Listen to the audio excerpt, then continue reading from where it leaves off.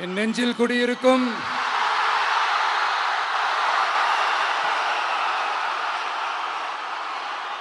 திருநெல்வேலி மக்கள் உங்கள் அனைவருக்கும் என்னுடைய வணக்கம். வணக்கம் வணக்கம் வணக்கம் வணக்கம். எல்லாரும் எப்படி இருக்கீங்க?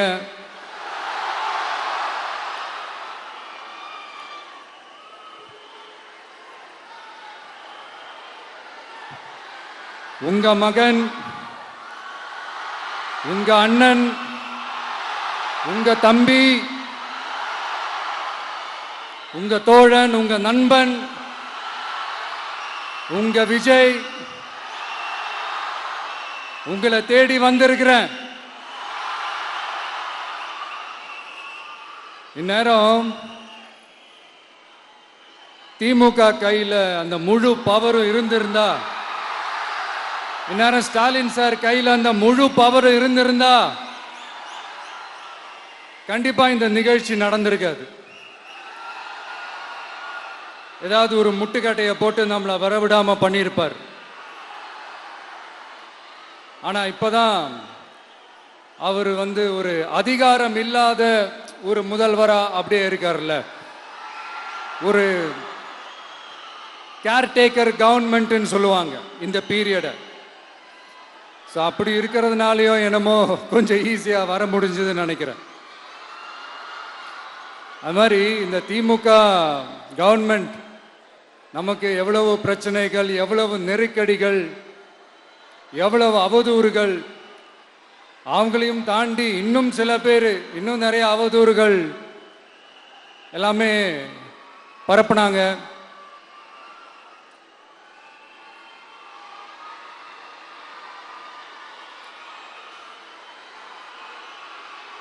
இந்த திமுக கூட்டணிக்கும் பாஜக கூட்டணியுமே இவங்க ரெண்டு பேருமே வெளியில வேணா தனித்தனியா இருப்பாங்க, ஆனா உள்ளுக்குள்ள இவங்க ரெண்டு பேருமே ஒண்ணுதான். இவங்க ரெண்டு பேருக்குமே ஒரே நோக்கம்தான். அது என்ன நோக்கம் தெரியுமா? உங்களுக்காக நல்லது செய்ய, உங்களுக்காக உழைக்க, உங்களோட கூடவே நிக்க இந்த விஜய் வந்துடக்கூடாது. அதுதான் அவங்களுடைய அந்த நோக்கமே. ஏன்னா இந்த விஜய் வந்ததிலிருந்து அவங்க நிறைய இந்த ஊழல்லாம் செஞ்சுக்கிட்டு இருந்தாங்கல்ல, ஒரு லிஸ்ட் போட்டு சொன்னல, அதெல்லாம் அவங்களால செய்ய முடியாம போச்சு. எல்லாத்துலயும் மண்ணு விழுந்துருச்சு. அதனால செம்ம கோபத்தில் இருக்கிறாங்க என் மேல. அதே மாதிரி அடுத்து ஆட்சிக்கு வர முடியாத ஒரு சூழ்நிலைய மக்களே நீங்களே ஆல்ரெடி உருவாக்கிட்டீங்க. இந்த கூட்டணி கணக்கு, அந்த கணக்கு, இந்த கணக்கு எதுவுமே எடுபடல. இந்த அரித்மேட்டிக் கணக்கு, மேத்தமேட்டிக்ஸ் கணக்கு எல்லாமே மண்ணுக்குள்ள புதைச்சிட்டீங்க. அப்புறம் இந்த கொள்ளையடிச்சு வச்சிருக்கிற இந்த பணத்தை எல்லாம் வச்சு கல்லாப்பட்டி கூட்டணின்னு ஒன்று சேர்த்து வச்சிருந்தாரு. அது எல்லாமே இப்ப கலகலத்து போய் நிக்குது. டாப் தனியா, பாட்டம் தனியா, ரீப்பர் தனியா, ஜாயிண்ட் தனியா, அப்படி நிக்குது தனித்தனியா. எல்லாமே அப்படியே ஒட்ட வச்சுக்கிட்டு இருக்கிறாரு. கூட்டணி கட்சிக்காரங்களே ஒருத்தருக்கு ஒருத்தர் ஓட்டு போட்டுக்க மாட்டாங்க போல் இருக்கு. அப்படி இருக்கு நிலைமை இந்த திமுக கூட்டணியில. சரி, இவங்களுக்கு தான் இந்த நிலைமைன்னு பார்த்தா இந்த பாஜக தலைமையில் மற்றும் பலர் அவங்க நிலைமை இன்னும் மோசமா இருக்குது. அதனால மக்களே, இந்த திமுகவோட நேரடி கூட்டணிக்கும் மறைமுக கூட்டணிக்கும் நம்ம மேல காண்டு.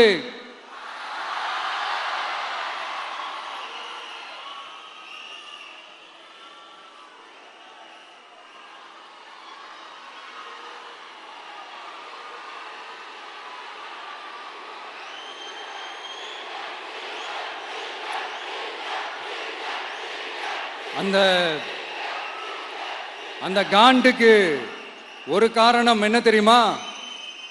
அவங்க வீட்டிலேயே, அவங்க குடும்பத்திலேயே விசில் சத்தம் பலமா கேக்குதான்.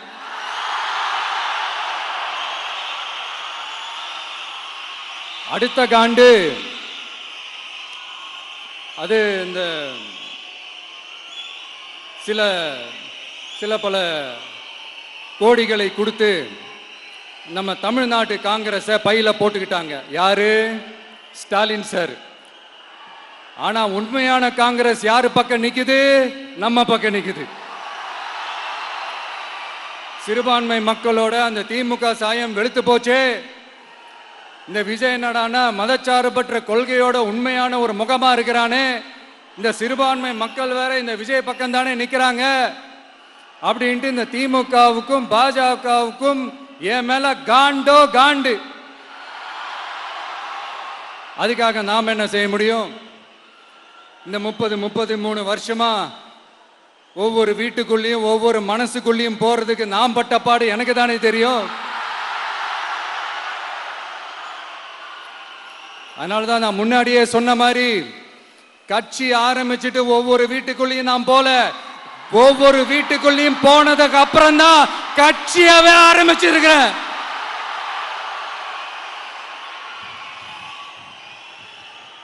இது இந்த அரசியல் இரசியல் எல்லாத்தையும் தாண்டி இருக்கிற ஒரு உறவு. கட்சி கிட்சி எல்லாத்தையும் தாண்டி இருக்கிற ஒரு உறவு. இது ஒரு பூர்வ ஜென்ம பந்தம். இது சும்மா இந்த அரசியல் ஆதாயம் தேடுறவங்களுக்குலாம் இது என்னன்னே புரியாது. இது மற்றவங்களுக்கு வேணா எலெக்ஷன். ஆனா இந்த விஜய்க்கும் விஜய் கூட நிக்கிறவங்களுக்கும் இது ஒரு இமோஷன். நான் சந்தோஷப்பட்டா மக்கள் சந்தோஷப்படுறாங்க, மக்கள் சந்தோஷப்பட்டா நான் சந்தோஷப்படுறேன். எனக்கு ஒண்ணுனா மக்களுக்கும், மக்களுக்கு ஒண்ணுனா எனக்கும் கண்ணு கலங்கும்.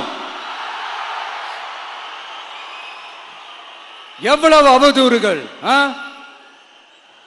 இந்த கரூர் விஷயத்தை பத்தி ஊருக்கே தெரியும்.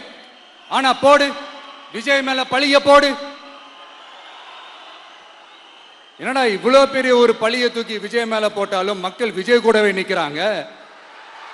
இது என்னடா அதிசயமா இருக்குது அப்படின்ட்டு அது ட்ரை பண்ணி பார்த்தாங்க. அது மக்கள் கிட்ட எடுபடல. சரி, அடுத்து வேற என்ன பண்ணலாம்? முடக்கு. ஜனநாயகனா முடக்கு. படத்தை முடக்கினா கொஞ்சம் பையன் கொஞ்சம் டிஸ்டர்ப் ஆயிடுவான். அதனால படத்தை முடக்கி. இது யாரு முடக்கினாங்கன்றது உங்களுக்கே தெரியும். அது நான் சொல்ல வேண்டிய அவசியம் உங்களுக்கு இல்லை. ஆனா இவன் நாடா இவன் படத்தை முடக்கினாலும் அவன் பாட்டுக்கு அதை கண்டுக்காம அவன் பாட்டுக்கு அவன் வேலையை பார்த்துட்டு போயிட்டே இருக்கான். அதுவும் எடுபடலை. சரி, அடுத்து வேற என்ன பண்ணலாம்? போடு, எஸ்ஓபின்னு ஒண்ணு போடு. விஜய்க்கு மட்டும் தனியா ரூல்ஸ், தனியா ரெகுலேஷன்ஸ், தனியா கண்டிஷன்ஸ். அவனுக்கு மட்டும் போடு. மற்ற கட்சிகள்லாம் விடு, விஜய்க்கு மட்டும் தனி கண்டிஷன்ஸ் போடு. அவன் வெளியவே வரக்கூடாது, மக்களை சந்திக்கவே கூடாது. என்னாச்சு? அதுவும் எடுபடல. சரி, அடுத்து வேற என்ன பண்ணலாம்? நம்மளை சுத்தி இருக்கிறவங்கள வச்சு, அதாவது இத்தனை வருஷமா வெயிட் பண்ணி இப்போ எலெக்ஷனுக்கு 30 நாளைக்கு முன்னாடி கரெக்டா அந்த டைம் பார்த்து ஒரு அவதூறு பரப்ப வேண்டியது. அது என்னன்னு உங்களுக்கே தெரியும். அதுவும் மக்கள் கிட்ட எடுபடல. அது மாதிரி எத்தனை சோதனைகள், எத்தனை வேதனைகள் நீங்க கொடுத்தாலும் இந்த திமுக நாளையோ இல்ல இந்த பாஜக நாளையோ இல்ல இந்த மற்ற பலர் நாளையோ இல்ல எந்த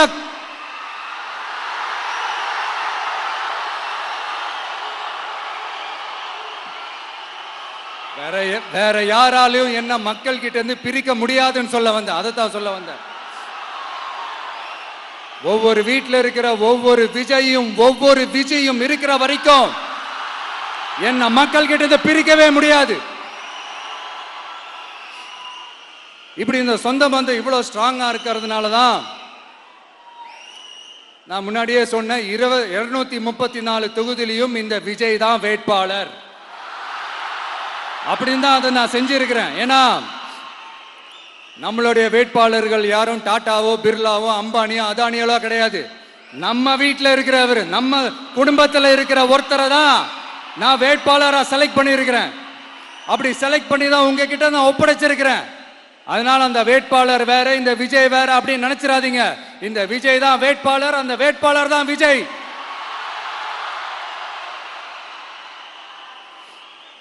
இத்தனை வருஷம் யார் யாருக்கோ ஓட்டு போட்டீங்க. ஆனா இந்த வருஷம் உங்க வீட்டில் இருக்கிற ஒருத்தருக்கு, உங்க வீட்டில் இருக்க நம்ம குடும்பத்தில் இருக்கிற ஒருத்தருக்கு நம்ம ஓட்டு போட போறோம். அந்த வேட்பாளர்களுக்கு நீங்க ஓட்டு போடுறது நமக்கு நாமளே ஓட்டு போட்டுக்கிற மாதிரி. அந்த வேட்பாளர் ஜெயிச்சா நாம ஜெயிச்ச மாதிரி. இப்படிப்பட்ட ஒரு எமோஷனலான ஒரு எலெக்ஷனை தமிழ்நாடு இல்ல, இந்தியாவே பார்த்திருக்காது. இது நீங்க எவ்ரி 5 இயர்ஸ் வர ஒரு எலெக்ஷன் மாதிரி இதை நினைச்சிடாதீங்க. இது வேற, இது ஒரு அதிசய எலெக்ஷன். 50 வருஷத்துக்கு ஒரு வாட்டி நடக்கிற ஒரு எலெக்ஷன் மாதிரி. அதனால அந்த சான்ஸை மிஸ் பண்ணிடாதீங்க மக்களே. ஒரு காமராஜர் தானா, ஒரு அண்ணா தானா, ஒரு எம்ஜிஆர் தானா நம்ம தமிழ்நாட்டுக்கு? அவங்கள மாதிரி வேற யாருமே வந்துட மாட்டாங்களா அப்படின்னு நீங்க ஏங்கினது எனக்கு தெரியும். அதை மனசுல வச்சுக்கிட்டு தான் நம்ம டிவிக்கே வந்திருக்கிறோம். நம்ம டிவிக்கு யார் யார் மாதிரி எல்லாம் உழைக்கும்னு சொல்லவா? ஐயா முத்துராமலிங்க தேவர் மாதிரி, ஐயா வீரன் சுந்தரலிங்கம் மாதிரி, ஐயா வாவுசி மாதிரி, ஐயா அழகு முத்துக்கோன் மாதிரி, ஐயா கட்டபொம்மன் மாதிரி, ஐயா ஒண்டி வீரன் மாதிரி, ஐயா குரூஸ் பெர்னாண்டஸ் மாதிரி, மாதிரி ஒட்டுமொத்த தமிழ்நாட்டு மண்ணுக்கும் உழைக்கும், உழைச்சிக்கிட்டே இருக்கும். இந்த எலெக்ஷன்ல நம்ம டிவிக்கு ஆட்சி அமைஞ்சா அதென்ன அமைஞ்சா அமைக்கிறோம். எப்படி அமைக்கிறோம்? நம்ம டிவிக்கு ஆட்சி அமைஞ்ச உடனே பெண்கள், இளைஞர்கள் எல்லாருமே நல்லா இருப்போம், நல்லா இருப்போம், நல்லா இருப்போம். விவசாயிகள், மீனவர்கள், உழைக்கிற மக்கள் எல்லாருமே நல்லா இருப்போம், நல்லா இருப்போம், நல்லா இருப்போம். இன்னும் பல வருஷத்துக்கு நம்மளுடைய குடும்பங்கள், நம்மளுடைய சந்ததிகள், நம்மளுடைய தலைமுறைகள் எல்லாருமே நல்லா இருப்போம், நல்லா இருப்போம், நல்லா இருப்போம். அதனாலதான் மீண்டும் மீண்டும் சொல்றேன், வேற யாருக்காவது ஓட்டு போட்டு உங்க ஓட்டை வேஸ்ட் பண்ணிடாதீங்க. அதனாலதான் பார்த்து பார்த்து உங்களுக்கான வாக்குறுதிகளை நாம அதை அறிவிச்சிட்டு இருக்கிறோம். சொல்லாததை, செய்ய முடியாததெல்லாம் சொல்லவே மாட்டோம். அதுல ரொம்ப உறுதியா இருக்கிறோம். சொல்லாததை செய்வோம், அது வேற விஷயம். ஆனா செய்யறத மட்டும்தான் சொல்லுவோம். யங்ஸ்டர்ஸ், விவசாயிகள், மீனவர்கள், இந்த மாதிரி பல திட்டங்கள் இருக்கு, எல்லாத்தையுமே நிறைவேற்றுவோம். இந்த விஜய் அதை சாத்தியமாக்கி காட்டுவான். இதை நான் ஏன் இவ்வளவு ஸ்ட்ராங்கா சொல்றேன் அப்படின்னா, மக்கள் பணத்திலிருந்து ஒரு பைசா கூட தொட வேண்டிய அவசியமே எனக்கு இல்லை. உங்களுக்கு புரியுதுங்களா? உங்களுக்கு மக்களுக்கு தப்பே நடக்காது, தப்பே நடக்க விட மாட்டேன். இப்ப நான் சொன்னல, மக்கள் காசுல இருந்து ஒரு பைசா கூட தொட மாட்டேன்னு. அதை இப்ப ஆண்டுகிட்டு இருக்கிறவங்க, இதுக்கு முன்னாடி ஆண்டவங்க தில்லா சொல்ல முடியுமா? என்னை எதிர்த்துட்டு இருக்கிறவங்களால தில்லா, கட்ஸா, கெத்தா இத சொல்ல முடியுமா? நீங்க ஒழுங்கா ஆட்சி நடத்திருந்தா பெண்கள் பாதுகாப்பு ஏன் இவ்வளவு மோசமா இருக்குது? இளைஞர்களுக்கு ஏன் வேலை வாய்ப்பு இல்லாம போச்சு? போதைப் பொருள் கலாச்சாரம் ஏன் அதிகமா இருக்கு? சட்டம் ஒழுங்கு ஏன் சரியா இல்ல? வன்முறை ஏன் தலைவரிச்சு ஆறுது? இதுக்கு உங்களால பதில் சொல்ல முடியுமா ஸ்டாலின் சார்? பதில் சொல்ல தகுதி இருக்கான்னு தான் கேட்டிருக்கணும். ஆனா கொஞ்சம் நாகரீகம் கருதி அப்படி வேணான்னு பாக்குறேன். 2-2.5 வயசு குழந்தைய துள்ள துடிக்க உங்க திமுக நிர்வாகி ஒருத்தன் கொன்னான, அதுக்கு என்ன பதில் சொல்ல போறீங்க? விளாத்திக்குளம் பக்கத்துல +2 படிக்கிற ஒரு பொண்ணு டாய்லெட் வசதி சரியா இல்லாம ஒரு அவசரத்துக்கு காட்டு பக்கம் போய் ஒதுங்கினாங்களே, என்னாச்சு? இந்த உலகத்தை விட்டே போயிட்டாங்க. அதுக்கு என்ன பதில் சொல்ல போறீங்க? இந்த பிள்ளைங்களை உங்களால திருப்பி கொடுக்க முடியுமா சார்? 5 வருஷமா போலீஸ் டிபார்ட்மெண்ட்டை கையில வச்சுக்கிட்டு என்ன சார் பண்ணீங்க? பொம்மைகள் மாதிரி வச்சு விளையாடிட்டு இருந்தீங்களா? ஒரு மனசாட்சின்றது வேணாம். நாங்குநேரி பிரச்சனையை பத்தி பேசினா அது போதையில நடந்துச்சான், போதை பொருட்கள்னால அது நடந்துச்சான். பெரிய கண்டுபிடிப்பு எங்களுக்கு தெரியாது பாரு, அது எங்களுக்கும் தெரியும் உங்களுக்கும் தெரியும். கேள்வி அது இல்ல, அதை ஏன் தடுக்கலன்றதுதான் எங்களுடைய கேள்வி. இது மட்டுமா? மணலை திருடுறாங்க, மண்ணை திருடுறாங்க, மலைகளை முழுங்குறாங்க, சட்டவிரோதமா கல்குவாரி நடத்துறாங்க, மணல் மாஃபியா அது ஒரு பக்கம் நடந்துகிட்டு போகுது. இன்னொரு பக்கம் மினிஸ்டர்ஸ் கொள்ளையடிக்கிறாங்க, இன்னொரு பக்கம் குடும்பமா சேர்ந்து கொள்ளையடிக்கிறாங்க. டாஸ்மாக்ல ஊழல், நகராட்சி துறையில ஊழல், இப்படி ஊழல் ஊழல், ஆட்சி முழுக்க ஊழல் ஊழல்லே ஊறி போய் நாரி போய் கிடக்குது. எந்த மூஞ்ச வச்சுக்கிட்டு சார் வந்து ஓட்ட கேட்பீங்க?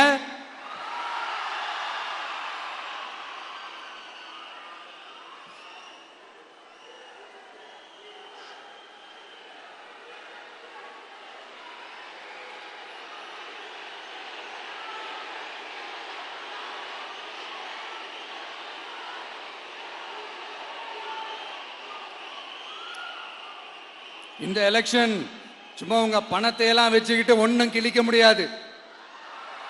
உங்க பணத்தை எல்லாம் வச்சு மக்கள் எல்லாம் விலைக்கு வாங்கவே முடியாது. இது ஒரு மாற்றத்திற்கான ஒரு எலெக்ஷன். ஒட்டுமொத்த தமிழ்நாட்டு மக்களும் அந்த மாற்றத்தை கொண்டு வர போற அந்த எலெக்ஷன். இது உங்களாலேயோ இல்ல அந்த மற்றும் பலர்னாலேயோ ஒன்னும் தடுக்க முடியாது. அதனால மக்களே, ஏப்ரல் 23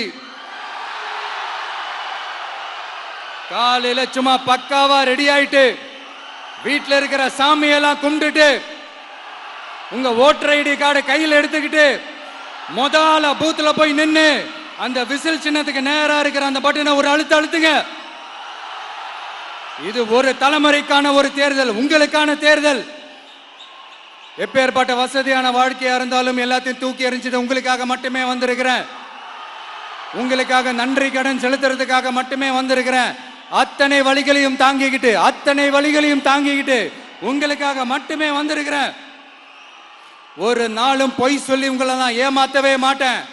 இந்த 4 முனை போட்டி, 40 முனை போட்டி, எத்தனை முனை போட்டின்னு எத்தனை உருட்டினாலும் இங்க 2 முனை போட்டி மட்டும்தான். ஒண்ணு, இன்னொன்னு எஸ், ஒன்னு டிவிகே, இன்னொன்னு டிஎம்கே. மக்கள் விரோத ஆட்சி நடத்துற ஸ்டாலின் சார் வேணுமா? மக்களை நேசிக்கிற உங்க விஜய் வேணுமா? அவ்வளவுதான் இந்த எலெக்ஷன். அதனால உங்க மகனுக்கு, உங்க அண்ணனுக்கு, உங்க தம்பிக்கு, உங்க பிள்ளைக்கு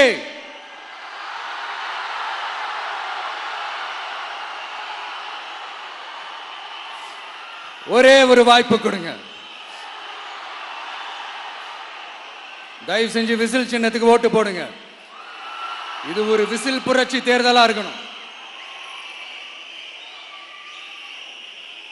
நான் தன்னந்தனியாளு, நீ எல்லாம் நம்ம பாரு, கொஞ்சம் நவந்தனா இங்க 8 கோடி பேரு, மிரல போது ஸ்டேட்டு நம்ம விசில் சத்தம் கேட்டு, நல்ல வங்க வாழ இங்க விசில் கடி ஓட்டே. கடைசி நம்பிக்கை மக்களை தேடி வருது, அதை இறுக்கி புடிச்சு ஒரு வரலாறு எழுது. உங்க விஜய், நான் வரேன். விசில் அடிக்க ரெடியா? கான்பிடண்டா இருங்க, நல்லதே நடக்கும், வெற்றி நிச்சயம். மீண்டும் சந்திக்கும் வரை நன்றி, வணக்கம்.